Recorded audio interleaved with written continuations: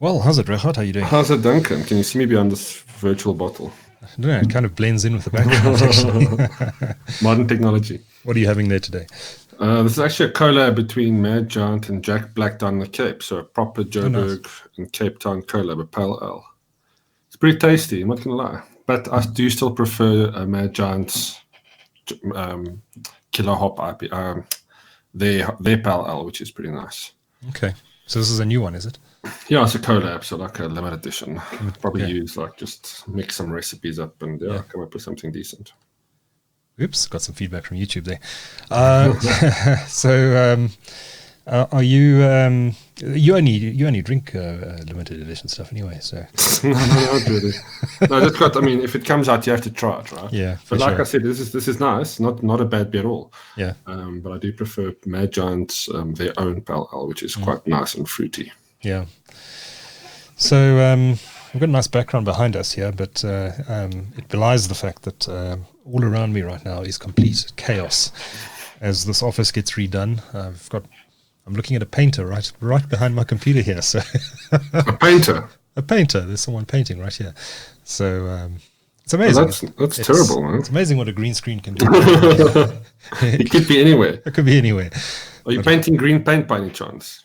I'm thinking of doing that actually, but I don't know how practical it is. I don't know how practical it is. Your screen works well enough. The screen works well. But if I did a whole wall in green, I could do stand-up and all sorts of interesting stuff, right? But these walls are big enough for stand-up. Maybe not. No, I don't think so. Might be, just. But I mean, are you talking about a wall from painting the wall from floor to ceiling? Floor to ceiling, yes. Oh, okay. Well, that could work then if you're doing stand-up kind of news anchor. I'm standing here in the storm, Regardt. You have some effects outside. I can be standing on top of the Drakensberg and the wind can be blowing through my hair, and I'll have a big fan on the floor, of course. You must do yourself a favor. I think I may have sent you a link before, but go see what Dr. Disrespect, he's a game streamer on YouTube. Or on Twitch and YouTube. Go see what he does with his green screen. He's got these montages that he goes between when he rants or when he talks or whatever. And he's quite good with it. Yeah, you can do amazing stuff with it. I'll definitely have a look. What's his name? Dr. Disrespect. Dr. Disrespect. I'll definitely have quite a look. Quite a funny oak, yeah. I mean, but if you just manipulate the images correctly, you can put yourself anywhere quite quickly, and you've got the board to just press the buttons, right? Technology. Little remote control. Press a button and I'm on top of Everest. Press another button and I'm in New York City. Hey, Martin, thanks for joining us. Martin says the paint fumes are getting me high. What are you saying, Martin? Going to be an interesting podcast in that case. Oh yeah. Can't smell any paint right now. Because you're high, Duncan. That's why. Once you get to that point where it hits you, it becomes part of breathing. Yeah. I'm very glad for observant viewers of the show that I'm no longer wearing my what do you call this thing? A splint on my arm. Came off this week, so I'm very pleased to have my Garmin back on. Can you do this? Slowly. It's a little bit sore, but broken wrist for 4 months. It wasn't so fun. Typing wise, must be nice to have it a bit better now. Bit better, yeah. Whoopsie, knocked my microphone.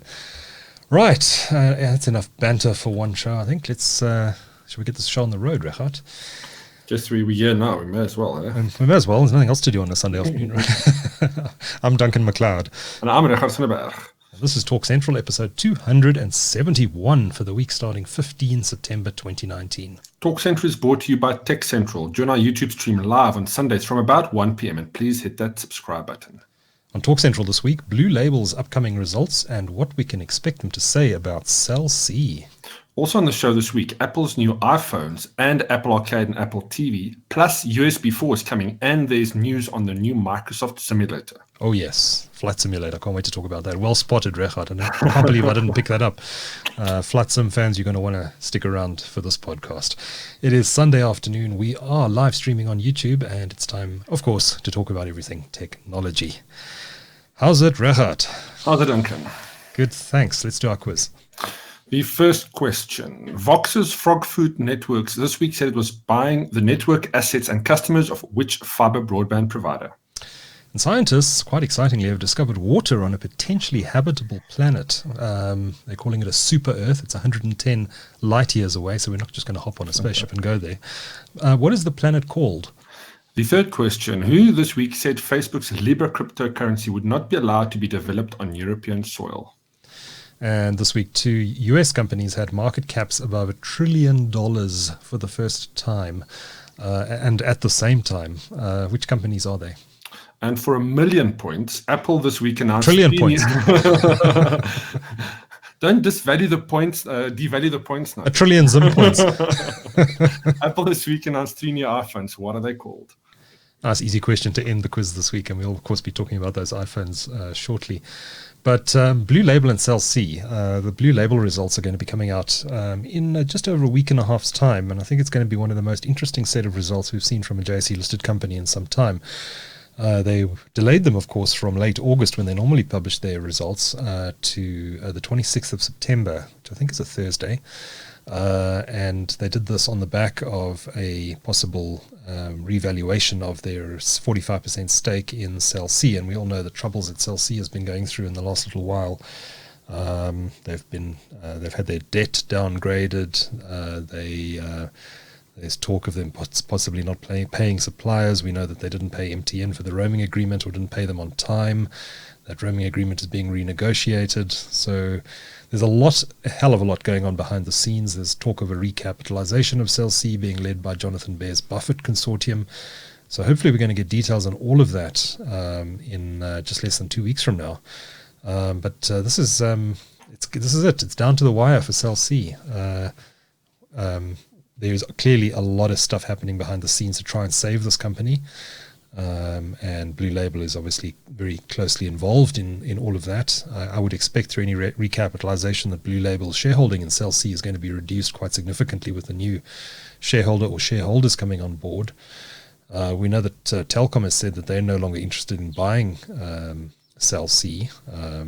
Whether they'll come to the table again, who knows? Maybe if there's, if the pot is sweetened or it makes sense to them, maybe they'll return to the table.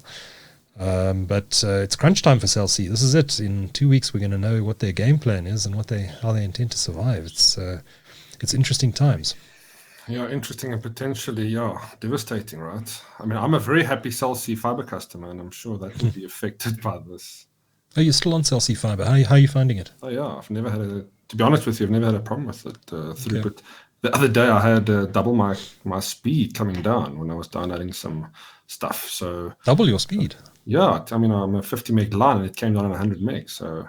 Wow. Okay. I shouldn't be saying it. I hope nobody notices. No. I don't know. It does happen from time to time. I don't know. It's the first time I've seen it, but sometimes it goes up to about 60. But anyway, we digress. Sometimes I've seen that as well. Actually, I did a speed. Occasionally when I do a speed test, I've got a 200 megabit per second symmetrical line, and sometimes on the uplink I'll see 300 megabits being reported in speed test, and I just assumed it's an error on speed test's part.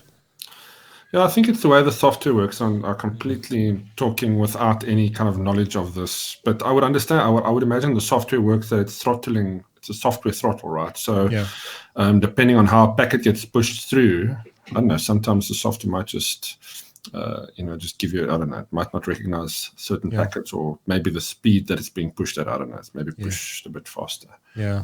Doesn't happen from local servers, though. I've only seen it when I download. What was I downloading? I was downloading Adobe software or something like that, and I just saw my download spike. Yeah. Interesting. Speaking from official service, by the way, not from torrents. We're not far, by the way. Speaking of Adobe, from the next Creative Cloud Suite release, that should be coming out in early November. And we should also be seeing the release of Photoshop for iPad around the same time. So that should be about 6 weeks away from now. Who still uses an iPad? Isn't that old technology? How's your Pro treating you still? I mean, that thing must be... I love it. It's beautiful. Nice thing to carry around for that type of product, for that type of software. For sure. That's a beautiful device. But looking forward to playing with Photoshop for the iPad. And of course the new release. It's always exciting around this time of the year when it comes out. Although I thought this year's release was a bit incremental. I think they focused most of their attention on that video editing software, the sort of basic version of Premiere Pro. What is it called? Final Cut.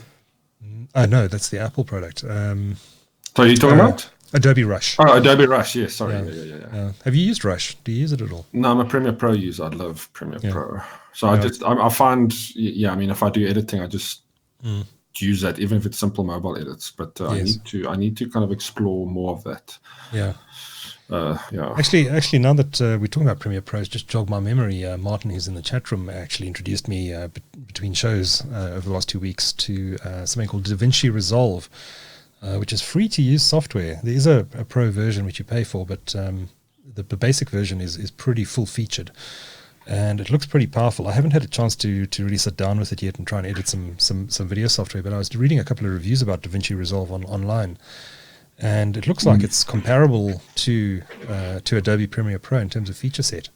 And look, if you're going for a free version, right? You're not paying for that software suite. Yeah. If you're going for a free version, then definitely. I don't know what the limitation is. I think it's maybe 4K output, if I'm not mistaken, on DaVinci. Is it 4K output? I thought it was just a couple. Okay. I don't know. There's a few suites that have various limitations. Yeah. But no, it's a fantastic suite. I mean, a lot of kind of big budget movies have been edited in that, so it's certainly capable of that. Yeah. But I'm a loyalist, and I don't like to learn too many new pieces of software. I kind of need to try and get really good at one piece, especially if you start doing advanced work. And I find with Adobe, for all its problems with updates and features and things over the years, it's still very stable, and it is great software. It works within my suite of everything I need. So I work with Illustrator and Photoshop all the time. Yeah, it's just easy to work within that, and I don't have file format issues. And it's brilliant software. Very expensive software, but it's very good. Look, I mean, I'm paying for it already because it's part of my job, right? But I can imagine if you're a new user and you're kind of coming into this, unless you're going for that single product purchase that they offer, I would definitely go for the likes of DaVinci Resolve to start editing. I mean, without a doubt, I wouldn't, especially if you're just starting off. But I mean, if you start making money, then you can justify, this expense every month, because the tools do, make your life a lot easier. Yeah, that's true. But if I just needed Photoshop and nothing else in the Creative Suite, I'd probably just pay for Photoshop and then use DaVinci Resolve. But I use Audition, I use Photoshop, I use Lightroom. And Lightroom is so fantastic. I mean, it is good. Yeah, I'm finding I'm Photoshop. I'm using a lot more for a lot of crazy things, and then I put it into other Premiere Pro. Or I would extract something I would edit a photo in Lightroom first and then do something crazy in Photoshop and then put it into a video, which I love that workflow. Yeah. Especially once you kind of master your own, tricks, tips and tricks that you kind of make the job a bit easier. Yeah. But without Photoshop, life will be a lot more difficult, I would say. Yeah. The video editing, you can still mess around with that, I guess. I tried using the GIMP for a while as an alternative to Photoshop, and I just gave up. I threw my hands up in horror. I think once you if you can master the GIMP, then I'm sure it's powerful. But I just couldn't get my head around it. Again, it's powerful software. And if you don't want to pay for something and you learn it, and you kind of it can do a lot of things. But you're paying for a lot of ease of access and powerful tools, ease of use. Sorry. And the tools within that. I mean, I often think of the what was that tool that we always use? Autofill, content aware fill. Yeah. I mean, it still has its flaws, but I mean, it saved so many hours of doing other work. It has. I use it all the time. Trying to blend certain things. It's beautiful. It makes you a bit lazy as well, but I use content aware fill 5-6 times a day. You look for stuff that publishes on the web. It's a fantastic tool. Once you do stuff for print, it's you want to kind of be more careful with how you use it, because if you blow it up, it becomes a little bit more evident. But no, it's a useful tool if you use it correctly. It's just like magic. If anyone hasn't listening to the show, watching the show, hasn't used Photoshop's content aware fill feature, it is absolutely amazing. You just draw a line around whatever it is that you want to. How would I describe it? Extract or remove from an image. It does more than that, but let's say there's a couple of birds in the sky in a photograph you've taken, and you don't like birds, so you want to take the birds out. You just draw a line around them. It can be any shape, square, whatever. and you hit the content aware fill button. I think it's Shift backspace on the keyboard, and it just gets rid of it, and it fills in the background. Very clever. Yeah, it's beautiful the way it works, and it's. I mean, if you've been, I mean, I've been using it since the first version, and it's evolved quite a bit. It's much cleverer now. Yeah. It's fantastic. It's a fantastic feature. And if you spend some time getting to know Photoshop, there's an insane amount of things that you can do with it. I've just stumbled into design over the last few years, and now that I've kind of self-taught a lot of things, mock-ups, product mock-ups, stuff that kind of businesses that I work with want. If you master something like Photoshop, there's a lot of things you can do. For them, if people just want to see something visually, whatever it is, you can mock it up. And you just use elements that you can get for free or you pay for on the web. And you can virtually really get anything done. It's fantastic. I love it. I absolutely love it. That's incredible software. And I think you could spend years learning Photoshop and still not, you're still going to be scratching the surface in some respects. Every year I say I want to learn more of this suite. I want to go through my Udemy course. Hopefully this year I'll do it, sit through and go through it. And it's finding the time that's the issue. But I must do the same. It will save you so much more time. It's one of those tools where, if you understand the software better, because I use a lot of kind of hacks in getting around. Like, I just do things where that I've kind of taught myself how to do. But there's certainly more efficient ways to do certain things. And once you know how to do it, your life will be a lot more efficient if you're into that kind of design. Yeah. Martin says he's been using Resolve for around 3 years, editing his drone footage. Great software, lots of free community YouTube videos to get you going quickly. Nice. I'm definitely going to take the time to play around with it and learn the basics of it and decide whether I prefer it to Premiere Pro or not.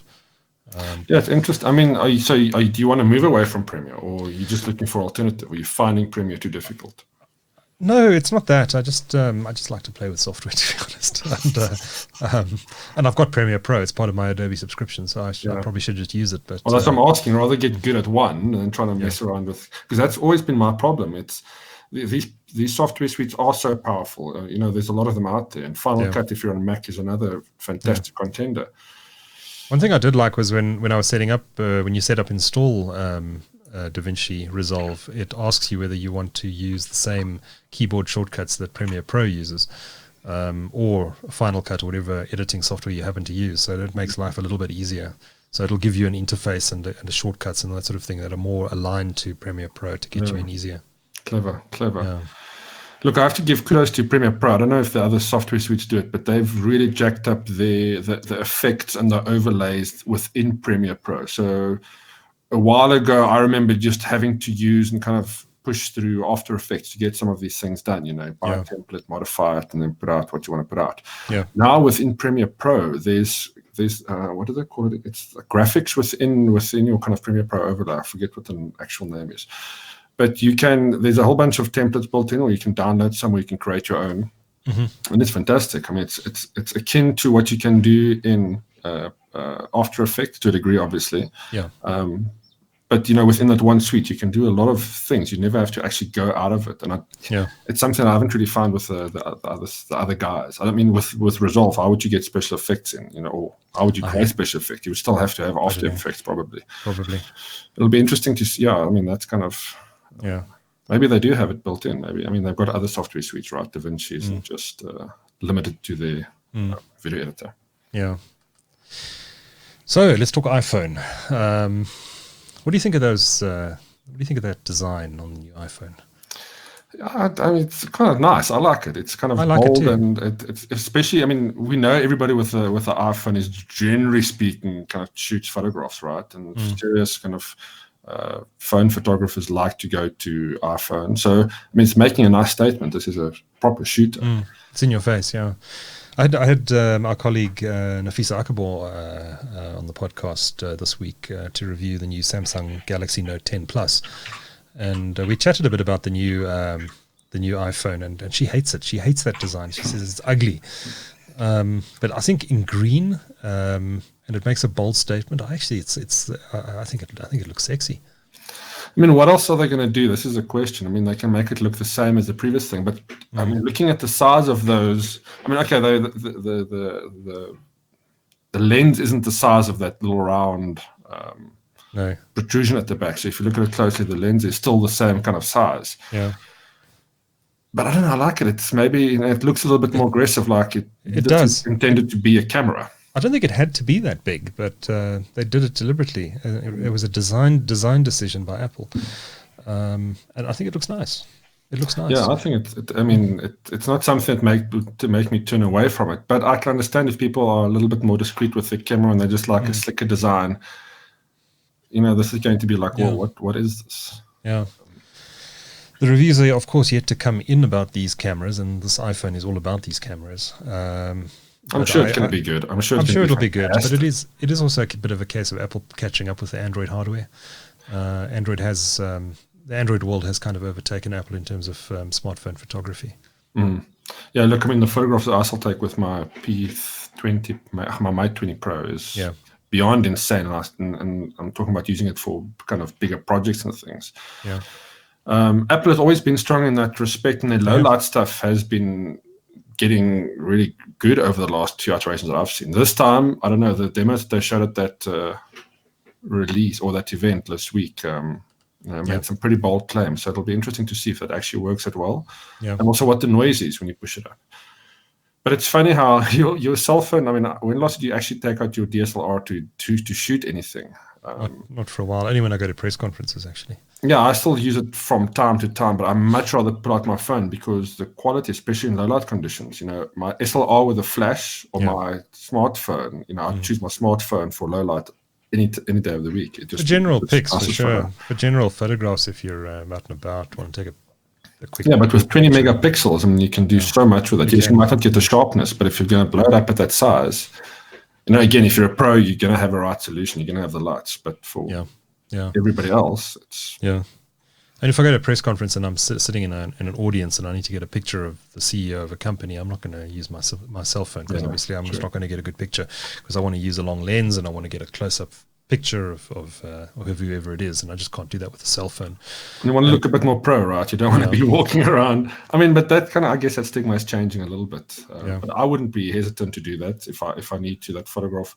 In fact, I have done some profile photographs from somebody needed it quickly. I've done the same. Something quickly, and then just maybe touch it. As long as you can get close to your subject, it's fine. But if you're a distance from your subject, you're going to need a lens. True. But in these big expo event halls or these press briefings too, the problem is lighting is always a problem unless you have a nice flash on there. Where again, you can probably argue, you can probably get a nicer, especially if there's a screen behind the person, some ambient lighting. That kind of profile shot would look much nicer if taken from your phone than it would from your SLR. Yeah, even though your phone obviously processes a lot of it. So no, they've become very good at low light photography, and the quality of these phones is amazing. But the proof will be in the pudding, of course. And the first phone should be in the hands of reviewers. When is this phone coming out? Is it the 27th? I don't recall the date, but it's soon, right? I think it's the 27th. Yeah, in South Africa on the 27th. I think it may be a few days earlier internationally. But it's a nice looking phone. I wasn't blown away by the Apple keynote this year, and I haven't been blown away by Apple keynotes for a couple of years now. But it's a competent phone, and I think Apple needed what they needed. They did what they needed to do to remain competitive with the Android world. They certainly haven't leapt ahead. There's no 5G in this phone. We know the Mate 30 Pro, which is being launched this coming week, by the way, will have a 5G chipset in it, which is actually pretty pointless in the South African context, at least, because there are no 5G networks here, and there won't be for a while. Yeah, but we know when they build these phones, right? It's kind of, let's just get future-proofing. Future-proofing, and just getting, making it easier for them to build these devices. Otherwise, they have to have another SKU, and it's just nightmare. The other thing that was, I don't know if it's interesting, but they did this term slow fees. I don't know if you remember that from. Oh, when I heard that, I just cringed. I put my head in my hands and I just thought, no, Apple, what are you doing? The idea was great, and I loved what they were trying to say until he said slow fee. And slow fee. That's ridiculous. But yeah, that kind of slow-mo on the selfie can produce some pretty cool, especially if you'd like to produce content like that, featuring yourself. And we know a lot of people are like that. It's a nice little touch, I think. Slow-fee. It's the worst word I've heard in a long time. In fact, we should make Apple our loser of the week for coming up with the term slow-fee. Worst word ever,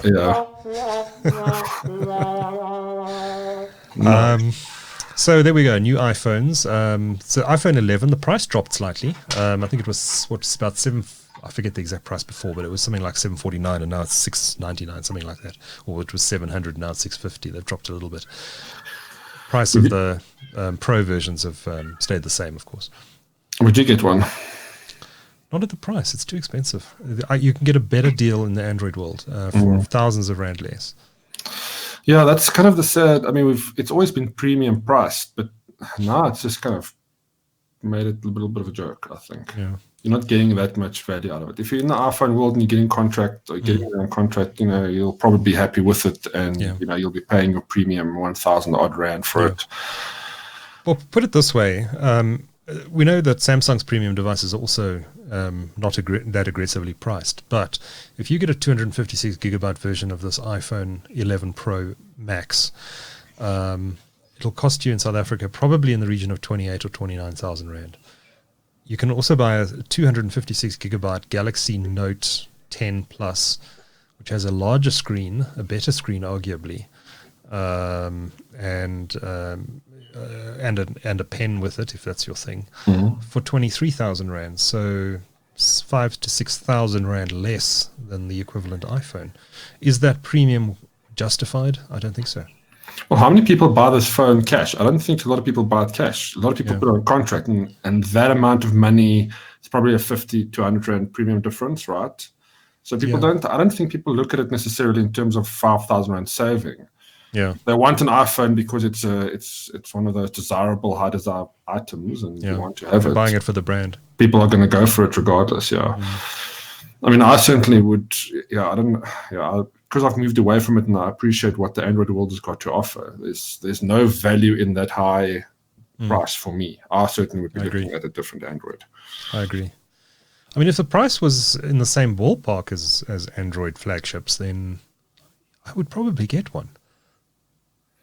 Perhaps. Are you an Apple user for your notebook? I mean, or you don't not too worried about the ecosystem? I don't care about the ecosystem. I use an iPad, I use a Windows computer, and I use an Android phone. So as you can tell, I definitely don't care about the ecosystem. I just find it's easier if you have Android and Windows as opposed to having an iPhone and Windows. I mean, you can still sync your stuff to the cloud, right? But the phone itself, I guess, what you can do with Android as a power user is still a few nicer features on there. Yeah, I think.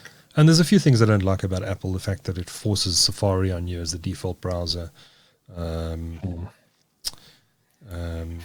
a couple of things I don't like about it. But if it was the same price, I would probably every time I upgrade, I'd probably switch between them. I'd probably go Android, Apple, Android, Apple, Android, Apple, just to keep in line what's going on on the different platforms.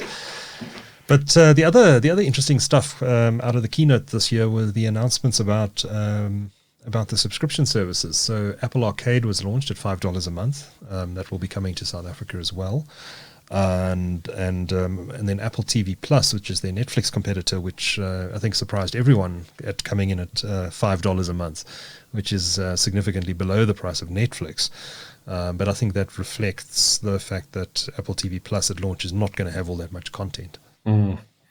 But even at that price, for sure they'll probably start pushing it up over the next few years. How is anybody making money off it, or any of the artists or any of the shows? I mean, that's kind of still the good question. At $5 a month, that's very little, right? And they're giving it away for free to all users or for 1 year, device users, for 1 year. It's all included. It's all. I'm sure the actuaries at Apple have worked it all out quite carefully. No, for sure. I mean, they wouldn't do it at loss. But it's their label too, right? So that it's their fundage, or their the shows that they fund essentially. Yeah. I mean, I don't know if you. I've watched a couple of these trailers that are coming to Apple TV Plus, and I must say none of it's really grabbed me particularly. I think Netflix has a much better slate of content. Yeah, in terms of general, just what you can get, but there's just so much out there. I mean, I often hear of a show that somebody raves about, and I've never heard of it, and it's the latest and greatest thing. And they really, I mean, a few years ago we only had like 2 or 3 things. Everybody watched Lost at the same time, right? But now, it's crazy. There's too much out there, I think. Maybe I'm just getting older and more cynical with these things, but there's a lot of content out there. I don't think I'll be signing up for Apple TV Plus at launch, although it is certainly coming to South Africa. My guess it'll be about $60 a month. But I can't get through all the content I want to watch on Netflix. I'm still stuck on YouTube. There's so much good stuff on there. It's true. It's true. But yeah, I mean, I've always said that people will be subscribing to lots of little things, subscribe and go and, stop subscribing if they go to another. So between Netflix and Disney and Apple's new subscription service, people, it's going to be easy to subscribe for a month and watch something you want to do, or maybe for a weekend or for a week. Then stop it for a little while if you need to, and get back onto Netflix if you want to watch more content. I think that's just going to be the way people are doing it. I mean, that's certainly the way that I do it. If there's nothing on Showmax for a bit that I want to watch, I'd stop it. Stop it for 2 or 3 months until the next thing comes out. Now with the rugby, obviously, I don't know. It's a lot more appealing to have it. I don't think that will be on Showmax somehow. I won't. Yeah, the Springbok row. I guess you're right. But so I must stop it. No, but I mean, it's so easy to subscribe, right? So month on, month off, especially if you just want to watch that one show.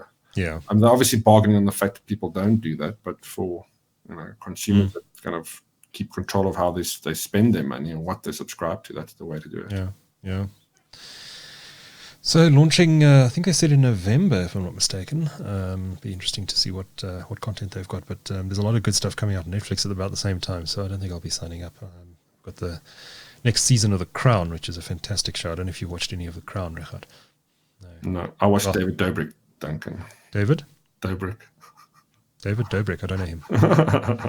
No, it's a YouTuber. No, it's just I'm joking, but it's funny. The king of YouTube, is he? No. Well, he's got a pretty interesting model, and he's making a lot of money. So yeah, I'm morbidly fascinated by what these people are doing. Well, worth investigating if you want to get into that world. I'm going to have to make a note and watch that. Get a posse together, Duncan. That's how you do it.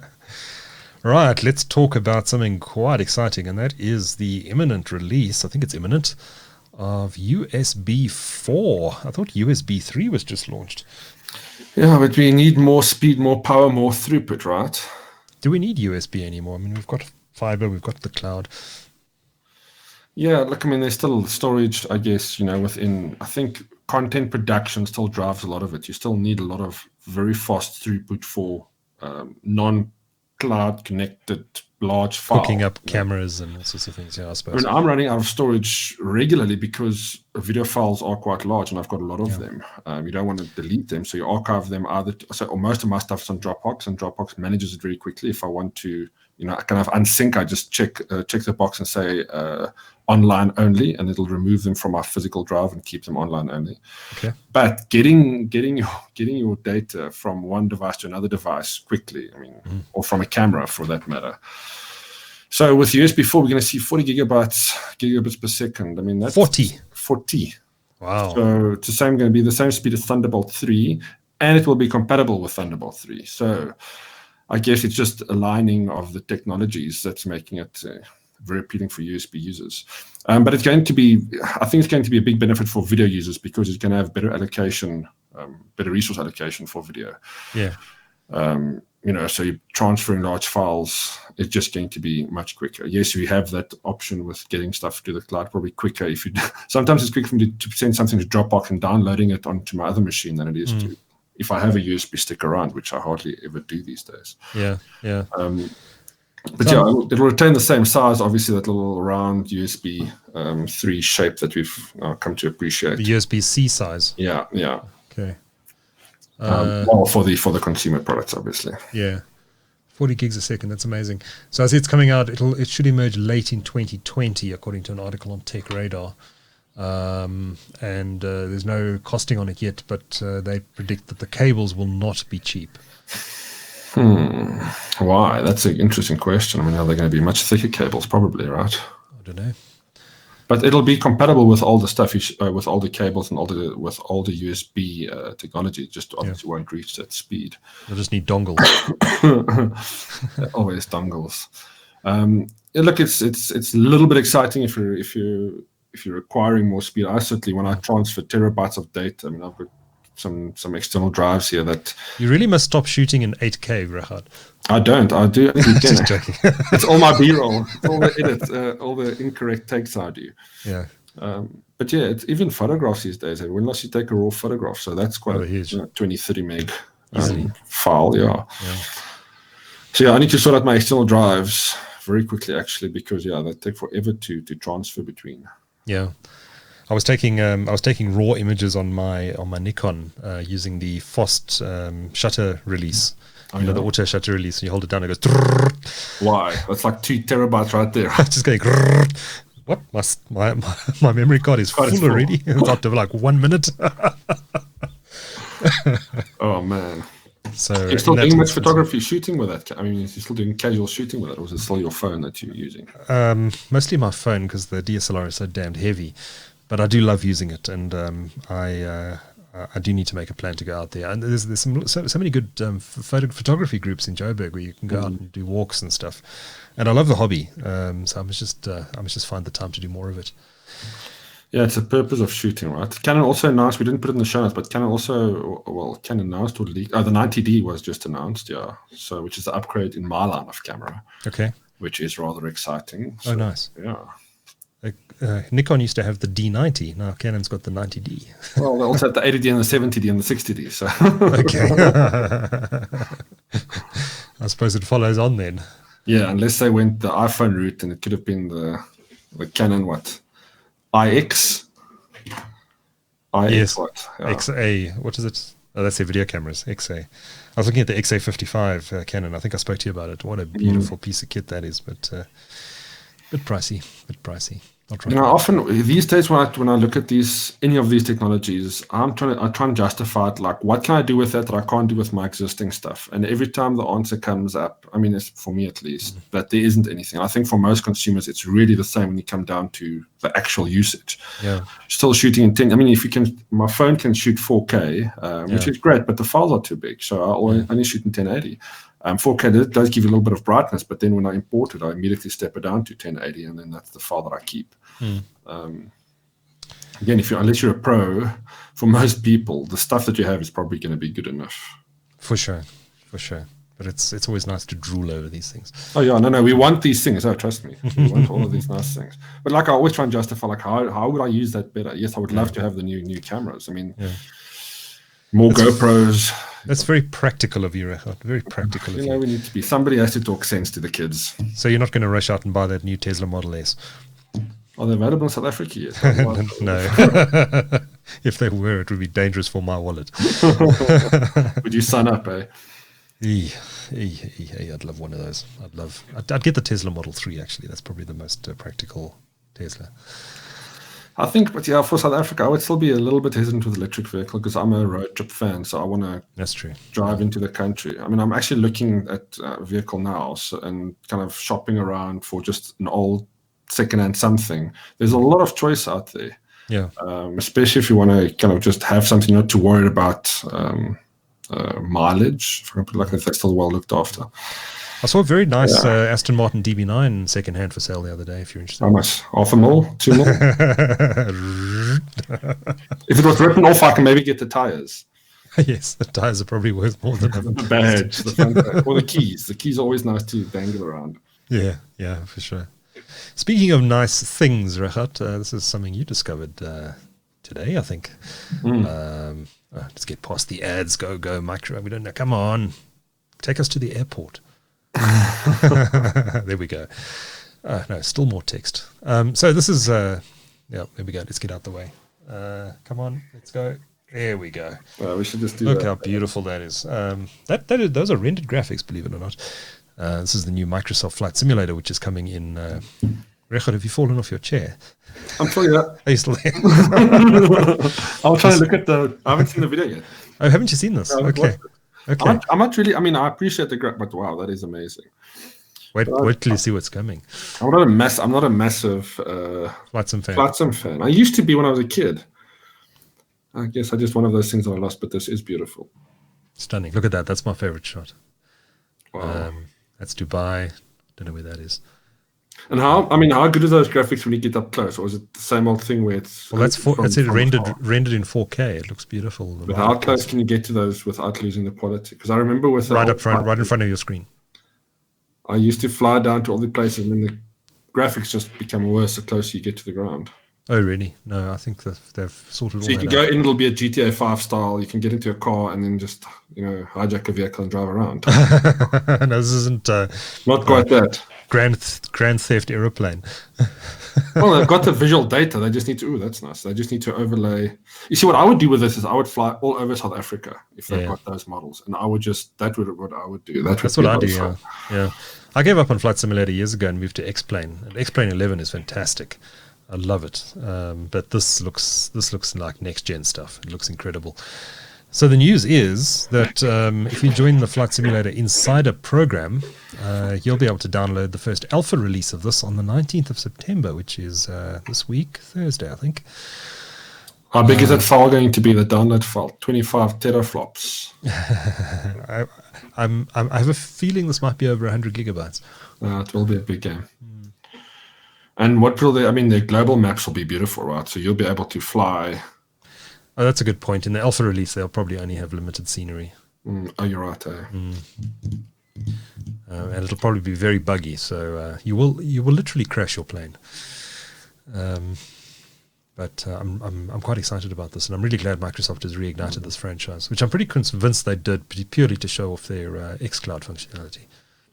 Yeah, this is the showpiece of all showpieces, right? If you can produce these type of graphics on any device really within a game, this I'm sure there's a lot of potential to this engine as well. Yeah, and they're going to be delivering this from using the artificial intelligence engine in their Azure data centers. So I think you'll need to have a network connection. You'll need fiber to play this, I think. But that's fine. That's fine. You'll need a fiber and a high-end PC. Yeah. If you're into this type of thing, you probably have. Yeah. But I would certainly with those graphics, we'll certainly be keen to play this game. Yeah. If it's just to get an easy to fly plane and flying over South Africa, all the cool places, because I would never be able to do that, right? Take off from Joburg and go land in Kruger National Park or something. Yes. That would be nice to see. Like, what is that like? And then fly low to the ground, obviously. Yeah, for sure. Vicariously. I'm trying to find a picture of the original Flight Simulator. Here we go. It's gonna take me a moment to get this up on the screen because that's a YouTube video. So let's move on to our regular features in the meantime. And I had one more question. Well, I had one more thing on this. Like in terms of, how realistic it's become to. You obviously have. That's beautiful. You'll probably buy new planes, right? They won't have all the planes for free within the package. So you'll have to kind of buy if you want like a F-15 fighter or something. Yeah, so apparently they are going to make it extensible so developers can also develop plug-in content for it, which is the way X-Plane works, of course. And I think and Flight Simulator 10 also allowed you to do that. So of course there'll be a huge aftermarket for high resolution imagery and for planes and all sorts of things. You can become a pilot just by playing this game and getting into the real thing. You'll know your way around the cockpit. Yes. And know the procedure. You'll understand the sounds. It's fantastic to think that this has got some cool practical application for the end of the world. If the end of the world definitely comes, we need to get those flight sim pilots out of their PC rooms. Come on, guys. But some guys really take this all the way, and they get the full-on flight gear cockpit stuff in their home studios, and they screen wraparound screens. Yeah, absolutely. Guys have spent hundreds of thousands of rands on flight. What was the company? Was it Cytec that used to do those amazing? I think they still do. They're now owned by Logitech. Logitech bought them out. Oh yeah, that's right. Yeah, that's right. Yeah, those are beautiful. Some of those the hardware is fantastic. Yeah. So consider what you've been looking at on the screen now, and look at those amazing rendered graphics. And let's go all the way back to 1985 and have a look at a screenshot from Microsoft Flight Simulator 1.0. Oh wow! My word! No, that is. Look at this. Look at the quality in the grass there. Oh, it's amazing. How did they? And the buildings. Look at that. Jeez. You can see each individual level. I remember playing this game, and I think the first. However many versions of Flight Simulator always started at Meigs Field in Chicago, which is this little runway on a little island off the coastline in What's the lake there? Is it Lake Superior? No, it's not Lake Superior. It's Lake Michigan. Lake Michigan. I think it might be Michigan. And that building you see in the background, let me point to it. No, I'm going to cut myself off there. That building, you can see the building, is the tallest building in Chicago. I think it's the Sears Tower. Oh, yes. Well, it doesn't look anything like it in that screenshot, but it just shows you how far computer graphics have come here. That's so if you look at the dial, it's crazy. 34 years ago, that's what it looked like, and now it looks like that. It's insane. That is absolutely insane. I'm just hoping my GeForce 1080 Ti is going to be able to play this, and I don't have to upgrade to one of these new RTX cards. RTX. I'm sure you'd be able to play the low-res graphics. I don't want low-res graphics. I want it in 4K. Look, if they did a really good job, yes, you would be able to, because a 1080 is a very powerful card, regardless of the new RTX graphics. I mean, if you can play most of the latest games today with that, I might just need to install an air conditioner in my PC case. Isn't this going to be offsetting all the rendering on the Azure servers? I'm not sure. I don't know how. It'll probably be in your... I'm sure it'll be making extensive use of the PC as well. But can you imagine the data center if we were doing this? And the noise in there as these machines spin up to handle this game remotely. It's going to be fun to play with, to fly around with people, right? Oh, it's going to be fantastic. I can't wait, but I don't think it's out I think it's only out sort of middle to late next year, so it's going to be quite a wait still, unfortunately. But we'll get your feedback on the alpha release, I'm sure. Yeah, next week for sure. We want at least 100 hours flight time from you for an accurate feedback. I'll try and take some screenshots if I'm allowed to. I suspect there may be something in the agreement you have to sign before you download it that says you can't put video clips up, but if I can, I will.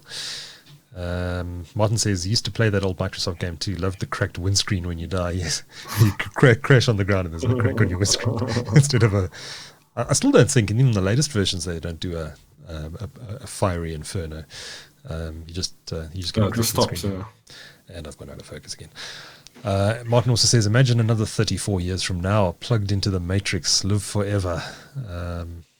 He says, wait, WWIT, what does that stand for? Wait a minute, maybe. Might be plugged into the Matrix already. That's what Elon Musk thinks anyway. Yeah. Look, with graphics like that, I could be convinced. Fly around the world. 34 years from the world. Yeah. 34 years without a doubt. We'll be immersed in it. Yeah, we'll all be living in a VR world. Given how far it's advanced, I think it's fair to assume that that the virtual world will be indistinguishable from the real world in 34 years from now. Oh, yeah. It'll probably be a better place than the real world, to be honest. I mean, again, if you've watched Ready Player One, that's kind of a good analogy, I think, of where it has the potential. Probably won't get as bad, but it has the potential. People just prefer to live in an online world. I mean, a lot of people do already just live online, and in a game environment where they have virtual friends and virtual lives. I don't know if that's a good or a bad thing. Well, it's a bad thing for humanity. I mean, we're not designed to live like that, but I think it's a hell of a lot of fun. I mean, I'm enjoying my game time. Yeah. Get immersed in it very quickly. As long as you do a balance, I guess. Yeah. So let's get on to our regular features. Our winner this week is Naspers for their successful listing on Euronext Amsterdam of Prosus, which attracted a market capitalization of, I think, R1 trillion. Very successful listing, and goes a long way in helping unlock some of the trapped shareholder value for Naspers shareholders. And we've got two losers this week. The first loser is Cool Ideas, the ISP, who this week blamed a distributed denial of service attack for downtime on their network, which went on for at least a day and a half. And they haven't really provided, they were very poor at communication, about communicating exactly what was wrong. And then they didn't provide any real explanation once the service returned. So I think they could learn a few things from this. Quite poor showing, I thought, particularly in terms of the communication during a crisis by Cool Ideas. So they are our joint loser this week. And our other loser this week is Garmin South Africa, who had some malware on their website, which resulted in users' card details being compromised. And I'm aware of at least one user who got in contact with me directly, who lost 2,000 Rand after his card was compromised by this malware. And so they actually used the details. Used it, yeah, they did indeed. When did that happen? When was his card? Did he say? I haven't spoken to him in any detail yet. I'm actually having a chat with him on LinkedIn, so I'll probably have some more detail this afternoon. But Garmin put out a statement on their website on Friday and said Garmin recently became aware of a theft of customer data as part of a criminal cyber attack that affected customers who placed an order through the shop.garmin.co.za website. This e-commerce site was operated by a third party on behalf of Garmin South Africa. Promptly after learning of this incident, we immediately shut down the impacted system, began an investigation, and contacted the South African Information Regulator. While Garmin does not store credit card information, the unauthorized party leveraged virtual skimming technology to capture customer details at the time of the input, including credit card information. Not good, guys, not good. So you are forever immortalized in TechCentral's loser category. Somebody's sweating. Some web developer somewhere is really sweating bullets right now. Yeah, for sure. Let's do our picks. Regardt, what's your pick this week? So I bought some of these light bulbs on one day only the other day. Well, there we go. So LED light bulb for like it was 250 Rand or something, but I see you can get them on TakeAlot. There's various names. Like I couldn't find the exact one on TakeAlot. On Amazon I could. That's the box. Mm-hmm. I mean, it's a very generic thing. I think it's probably a Chinese import and people just rebrand it. But I'm very impressed with this little thing. I mean, it's what I want to use it for is for product shots to put some color on them. So I've got my white lights, but this will provide a nice color hue on them. So I just want to play around with them, and they were cheap enough. And I'm very impressed. The software works very well. You can select virtually any color on a little round color wheel. Mm-hmm. And switch on and off. There's also a white light mode, so you can use it as a normal light bulb. Yeah, it's for $250. It's really, really cool. So if you come across these, I think TakeAlot's got a few for $299, which is a very similar. The app looks similar. It's probably again the same brand with just a rebrand, right? Skin over brand. Also works with Alexa and Google Home, so you can send some commands to it. So yeah, I'm as a first user of a LED light bulb, I've been wanting them for quite a while to do that type of thing with. And I think Philips is best known for doing one of these, right? Yeah, the U, that's a fantastic thing. But I mean, when they came out, they were very expensive. I think they were a few grand, if I'm not, a few hundred rand, a few hundred rand, sorry. A few hundred rand, okay. That's not too bad. I mean, even a grand for some of these I've seen now, some of the high-end ones. So for $250, it's certainly a cool investment. Okay, this was on a special, but like I said, you can get a few different brands, and it creates a nice environment. Often when I'm working here, my lights, it's a bit dim. I would put on a little blue, kind of turquoise blue color, and it creates a nice office environment too, which is nice. Can you turn it into a disco light? No, it's not that kind of that. I've actually got my disco lights, which you can't see. My bulb is. It goes well with the RGB in my computer, then the RGB on the keyboard, and the RGB on the Alienware. So yeah. Just need to fire up some BGs now.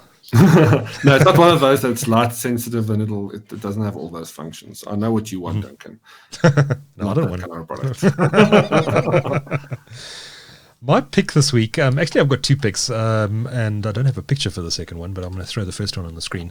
I found this on Android the other day. It's quite fun. I had a book when I was a kid, and I can't remember what it was called, but it was a famous book.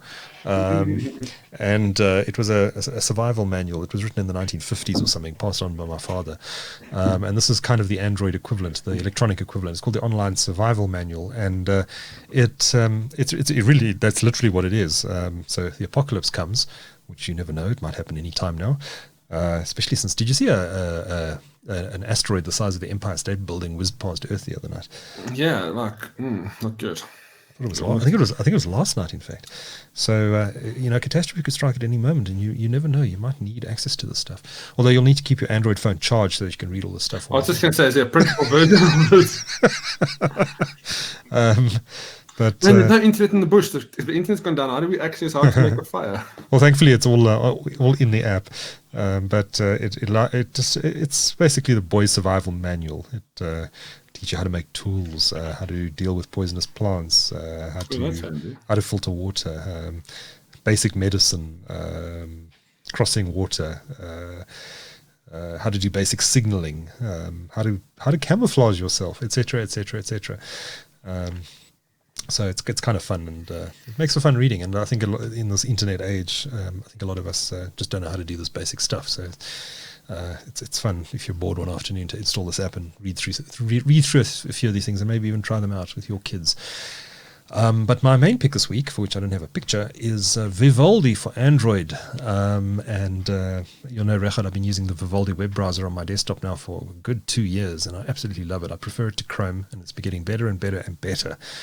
And it is finally available for Android as well, and it syncs fully with your desktop version, like Chrome does. It was a bit of a pain, to be honest, having two different web browsers, one on Android and one on Windows. But it now runs on Android as well. So if you haven't checked out Vivaldi yet, it's still in beta, but it hasn't crashed on me once yet, and it's super fast and works brilliantly. So that's my main pick this week, Vivaldi for Android. And if you haven't got the Windows version, or in fact the desktop version, it runs on Linux and Mac as well, grab it. I prefer it to Chrome. And unlike Firefox, it actually does play nicely with publishers. So thanks, guys, for that. Right, back to the show notes. I think that is our show, Regardt, apart from our quiz results. So let me go back to that image, and let me go back there, and let me go to the chat room. I've got so many buttons to press, it's so complicated. Johan has joined us. Missed you guys, he says. He's got 2 of those lights. Nice. Took 7 months to import via the post office. Buy local if you can, or pay for not post office express shipping. Then definitely check out Takealot. They've got a few for $300. Yeah. And Macro too. I think Macro's also got a version of this. Yeah. Let me just open this tab. I wanted to check for $279. Bayonetta. Nice. But maybe the same. Yeah. It's with a Bayonetta clip. This is a screw adapter. But maybe price the Philips Hue as well. Maybe that's come down in price ever since then.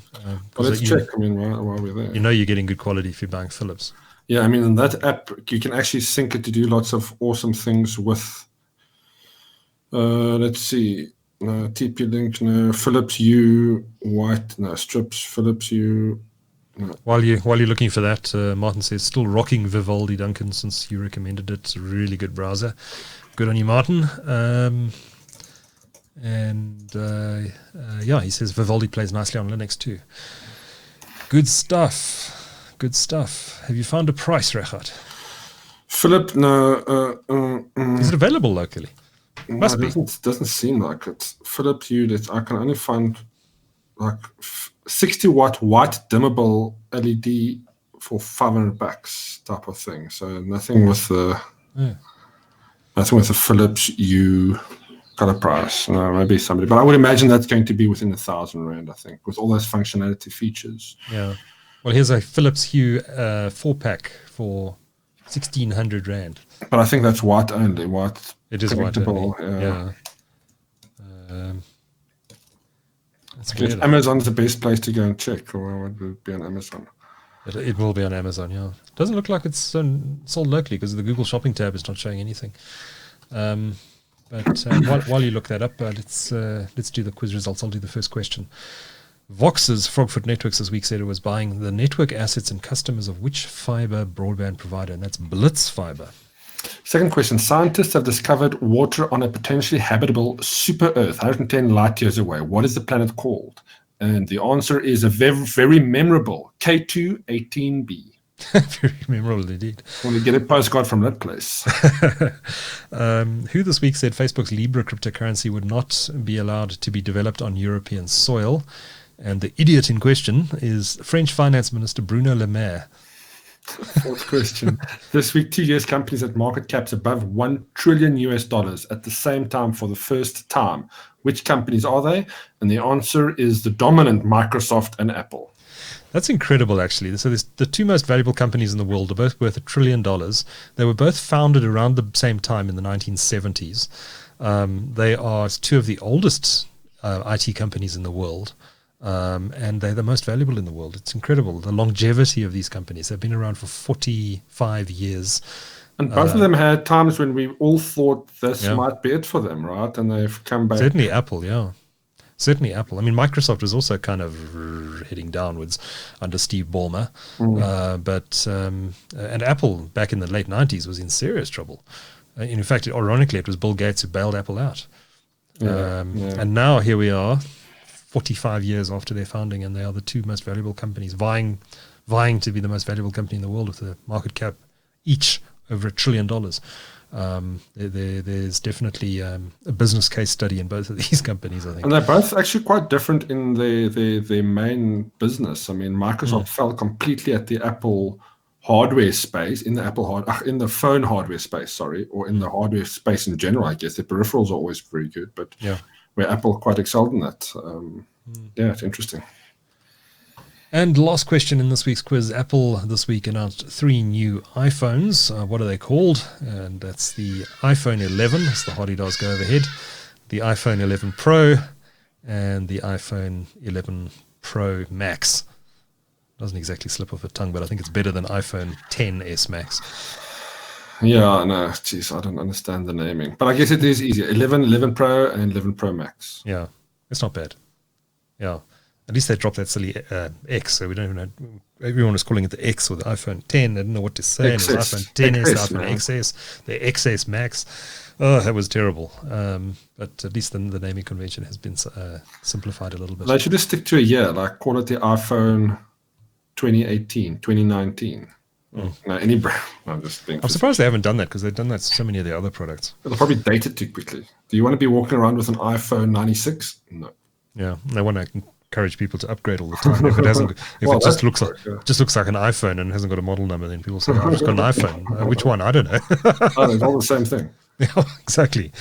So I think they keep the name to sell more of them. Actually, I think that's a good theory. Well, I mean, our phones are all going to be cloud connected. Like it's going to be working off the cloud, right? So it'll literally just be a dumb device. So it won't matter what specs already on there. It'll get to a point where it's going to be good enough. Yeah. Unless you want the VR option, of course. Then you need to get the VR chip upgrade. It's always something. Yeah. Any guesses what the iPhone will be called in 2020? iPhone 12? Or my money's on iPhone 5G. You reckon they'll go there? But then that's going back in time with their numbering, right? Back in the sequence. But I think they might want to emphasize 5G. Why don't they just call it the iPhone? The iPhone. The iPhone XII. Yeah, go to Roman numerals. Yes, fantastic. Great. Well, that's our show for this week. As always, join us on YouTube on Sundays at 1 o'clock at youtube.com/TechCentral and smash that subscribe button, as other YouTubers say. What else? Our WhatsApp line is 071 999 1111. I remembered it this week. How else can you reach us? info@techcentral.co.za if you want to go really old school and use email. But join us in the chat room on YouTube. Thanks everyone for joining us today, Johan, Martin, and everyone else. Thanks for the comments. And Regardt, unless you've got anything else, I think we're going to sign off there. It's all good from my side. Until next week, from Regardt and myself. Cheers. Ciao.